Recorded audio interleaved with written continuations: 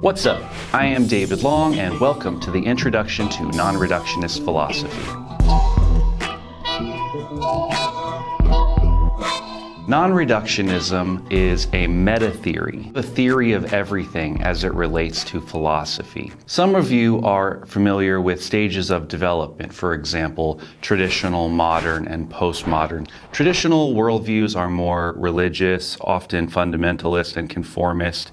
Modern stages are more rational, achiever, meritocratic, democratic kind of worldviews. Postmodern worldviews extend, care, and include all perspectives and worldviews, but they also tend to deconstruct them all and relativize them all. And postmodern or integrative stages of development are reconstructive. This is where you get meta-theories. Some of the unhealthy and unskillful versions of integration are kind of the inconsistent buffet style of I'll take a little bit of this and a little bit of that, but the ideas don't necessarily go together in any kind of coherent way. They end up being a contradictory mess. Oh yeah, what is that, heaven?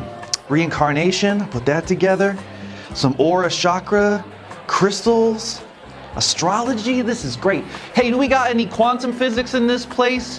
What about aliens? I love aliens. I'm gonna fill up on those aliens if we got some. Another problem we often see is when people tend to favor a particular view and they'll include all the other views, but in the light of the view that they prefer. Well, this definitely reminds me of Buddhism. And this definitely confirms Buddhism. This looks just like Buddhism. I mean, what can I say?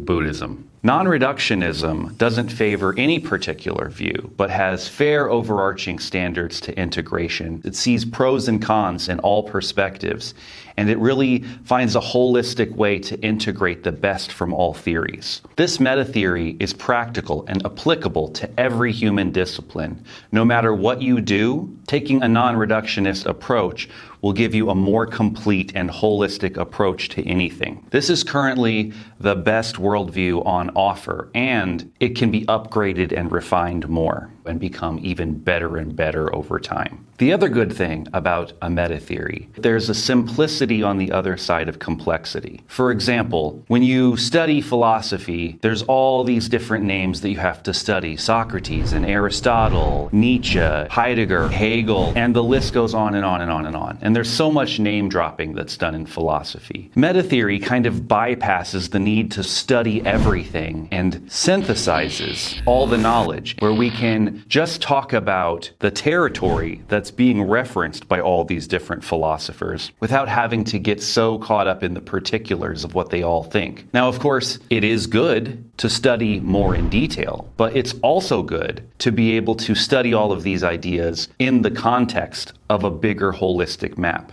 And because it's a simplicity on the other side of complexity, the whole worldview can be represented simply on one page, on one map that you can download, link in the description. Though the map is simple enough to fit on one page, as you delve into it deeper and deeper, it reveals more and more wisdom and skillful nuanced distinctions. The good thing about it, though, you can learn just some of the surface details and already start to get better, more actionable solutions. So there are 6 fundamental lenses in a non-reductionist perspective: quadrants, levels, lines, states, types, and modes.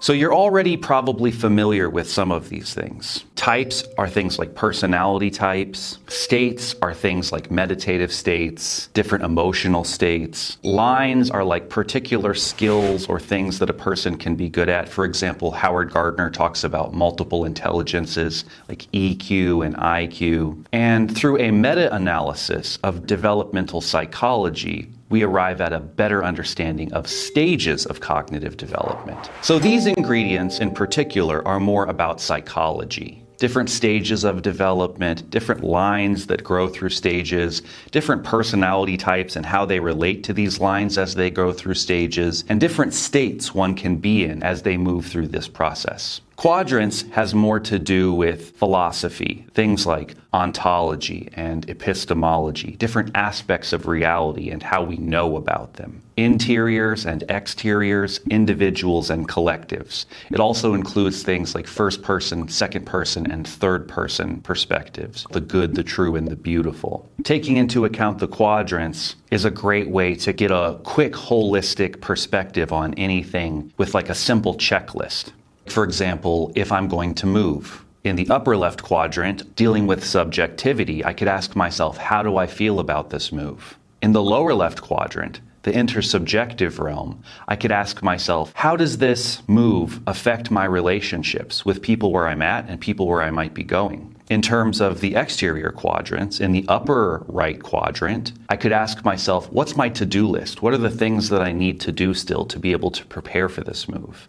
And in the lower right quadrant, I could ask myself, how does this fit into the big picture of my life and my plan and my purpose and everything I'm trying to do? Most people tend to favor one of these perspectives, but they also might neglect other perspectives. So just having a checklist to be able to go through all of these perspectives really helps to get a more holistic view and take a more holistic approach. The newest addition to these meta maps is modes, and these different modes can extend into things like roles. Different modes like brainstorming mode, study mode, listening mode, and different roles that one can step into often include multiple different modes, like the role of a teacher or a student or a partner of any kind. One of the things that ladies look for in a partner is something like mode flexibility. Can he listen when I need someone to listen? Can he act playful when I want someone to be playful with me? And can he be sensitive and flexible and skillful enough to move through these different modes in relation to what's going on and what I'm feeling? So if you take into account all of these different aspects, quadrants, levels, lines, states, types, and modes, then you start to really get a holistic perspective on what it is